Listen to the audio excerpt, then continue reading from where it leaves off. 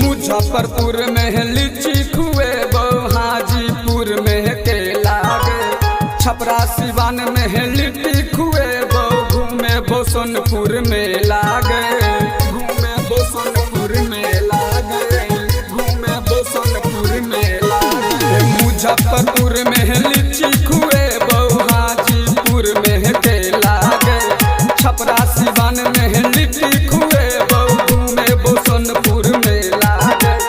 समस्तीपुर और सीतामढ़ी में, समस्तीपुर और सीतामढ़ी में तोरा पिक्चर देखे बहु गए, देखे बहु गए गए जान पटना में तोरा पते बहु गए गए जान पटना में तोरा पते बहु गए।